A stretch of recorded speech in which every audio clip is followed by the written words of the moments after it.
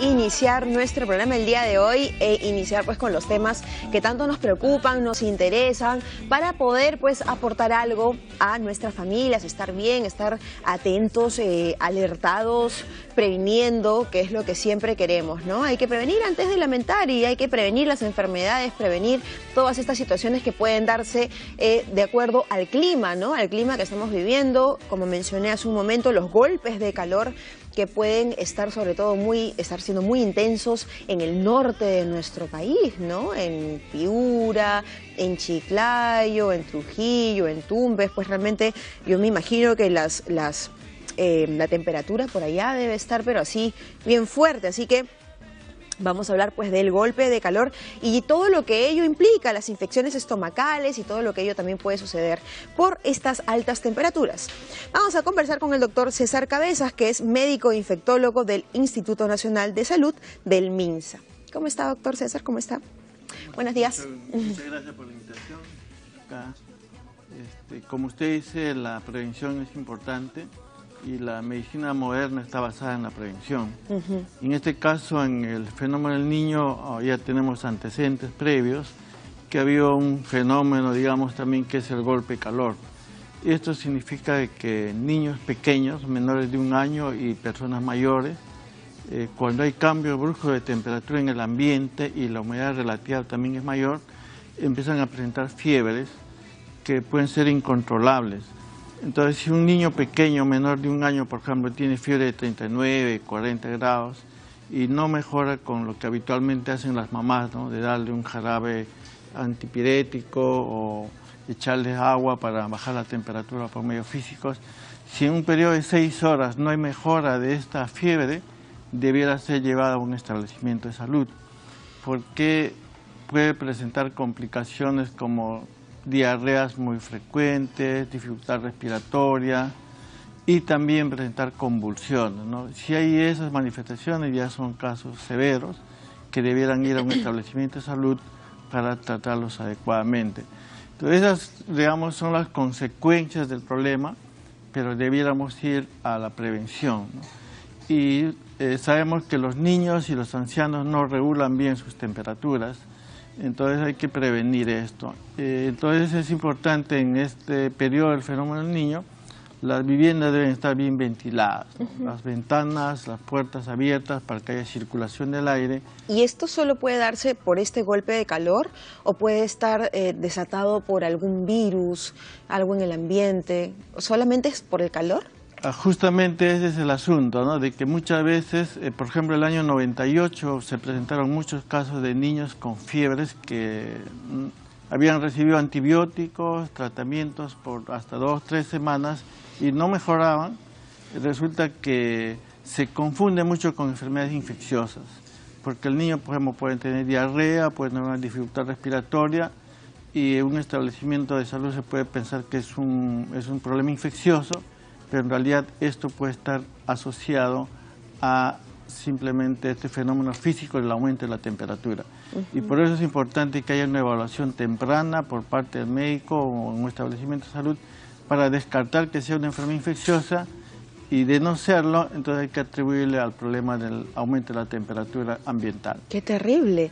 Ahora, bueno, dentro de las medidas que podemos tomar es, digamos, abrir ventanas, abrir puertas, tratar de que haya una suerte de corriente de aire. Así es, ¿no? Y también se nota que los niños tienen la piel seca, pueden estar deshidratados, igual los ancianos. Entonces hay que ofrecer agua, no solamente agua, sino todo tipo de líquidos para que los niños estén bien hidratados. La ropa ¿Fríos, debe ser... helados, tibios? Puede ser a temperatura ambiente o ligeramente helado, ¿no? Como uno habitualmente lo requiere. La vestimenta sobre todo debe ser una vestimenta bastante simple, sencilla, de algodón, no de licra ni de telas que sean sintéticas. Y por otro lado, mantener de esta manera importante la hidratación de estos niños. Y en el caso de los asilos de ancianos también tener cuidado, ¿no? Porque a veces hay 1 o 2 personas para muchos ancianos y ellos pueden estar postrados y uno no puede, a veces no se percata el problema de fiebres que pueden estar teniendo Entonces es importante tener mucho cuidado en los asilos de ancianos también, porque el año 98 han habido incluso fallecidos en asilos, en Trujillo, por ejemplo, y también niños pequeños que han llegado a los hospitales con convulsiones, con cuadros severos. Entonces lo que hay que hacer es evitar eso, ¿no? Y otro tema que quería comentar es de que, como en el Perú hay mucha migración de la sierra a la costa, de la costa a la sierra, pero más de la sierra a la costa, todos llevamos nuestras costumbres. Entonces, por ejemplo, en la sierra hay la costumbre de que si un niño tiene fiebre hay que abrigarlo, ¿no? Y esa costumbre se traslada acá y es peor esa acción de abrigar al niño cuando está con fiebre, ¿no? Y sobre todo en las áreas periféricas de las ciudades, por ejemplo en Trujillo, Chiclayo, en Lima, en Chimbote, el año 98 vimos de que las viviendas eran precarias, a veces se hacían de material, de bloques de cemento con techos de Eternit bastante bajos, donde la temperatura dentro del ambiente era mucho más que la temperatura ambiental fuera de la vivienda. Claro. Y eso hacía que los niños acumulen mucho más calor ya en este problema. Entonces, pero ¿qué hacer ahí en esos casos? Porque, digamos, si es que a las personas no les alcanza el dinero como para poder hacerse un techo, digamos, formal, pues tienen que apelar a lo que tienen. Incluso hay viviendas que están, digamos, con una suerte de quincha con plástico, ¿no? Claro. Lo cual también incrementa la temperatura. Así es, como se dicen, son las determinantes sociales que ya van más allá de lo que pueda ser desde el punto de vista médico. Pero si uno tiene niños pequeños y ancianos, debiera buscar una vivienda de amistades, ¿no? O vecinos que podrían acoger a estas personas que están en este riesgo, ¿no? Porque si sabemos que definitivamente eso lo pone en alto riesgo de hacer este problema de golpe de calor, claro, hay que buscar la forma de, cuando hay muchos niños con el problema, son hospitalizados en salas que son pequeñas, pueden no estar bien ventiladas, y en esos casos incluso debe abrirse las ventanas e incluso poner ventiladores, ¿no? Los que tienen la posibilidad de poner un ventilador eléctrico, eso también ayuda a disipar el calor y evitar este problema. Qué terrible. Ahora, estábamos mencionando, bueno, el norte de nuestro país, que además, pues, digamos, en muchas partes son zonas desérticas, ¿correcto? Que hace que obviamente sea una temperatura bastante elevada y con poco tránsito, digamos, de viento, ¿no? Por más que se abren las ventanas, las puertas. En la selva, en nuestra zona oriente, es otro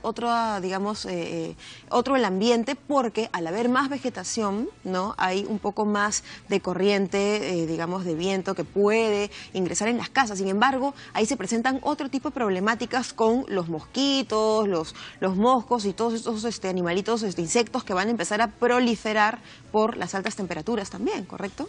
Claro, en el caso de la selva o incluso en la costa donde hay problemas de mosquitos, por ejemplo ahora el problema, un enemigo común que tenemos es la Aedes aegypti, que transmite el dengue, transmite el chikungunya, transmite el Zika. Felizmente en el Perú todavía no tenemos Zika, pero ya tenemos el dengue, tenemos el chikungunya. Es importante el uso de mosquiteros, ¿no? Si no tenemos otra opción de cubrir las casas o cerrar las ventanas con mallas, es importante el uso de mosquiteros, ¿no? Para evitar la picadura de estos mosquitos y evitar la transmisión de enfermedades, en este caso por la Aedes aegypti o anófeles o otros mosquitos que producen enfermedades, ¿no? Y también me imagino, las moscas normales que también están, digamos, proliferando en los alimentos. Los alimentos de por sí van a acelerar su estado de descomposición por, digamos, el calor, ¿no? Hay que también tomar las medidas con eso. Sí, en realidad el calor y la humedad relativa cuando están altas propician el crecimiento más rápido de los microbios o de bacterias. También los ciclos de los mosquitos se aceleran. Entonces es importante las consecuencias de este aumento de temperatura y hay que tener cuidado con guardar la comida, ¿no? Si uno va a guardar la comida debiera estar en un lugar refrigerado para evitar la proliferación de microbios. O en todo caso, guardarla de inmediato, ¿no? Así es, o en todo caso los alimentos en lo posible deben estar cocidos y el agua hervida antes de ingerir.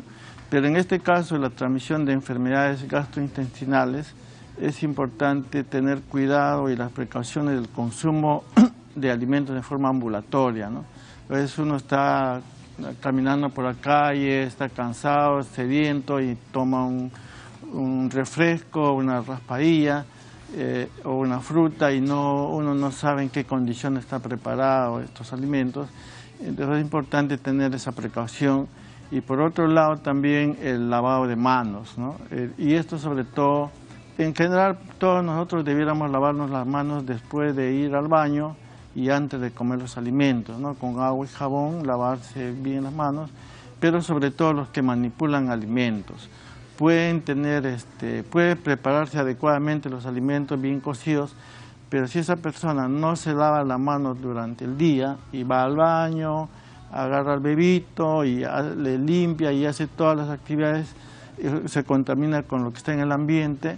Y entonces es importante que los manipuladores de alimentos tengan esa precaución también de lavarse las manos antes de expender sus productos alimenticios o refrescos. Bueno, y en casa también, ¿no? De todas maneras. En la casa igualmente hay que lavarse las manos. Las frutas y verduras también deben ser lavadas adecuadamente antes de su consumo, porque también ocurre de que en los mercados las verduras, si no se venden un día, se venden al día siguiente, y para mantenerlas frescas o aparentemente frescas se hace un rociado con agua, ¿no?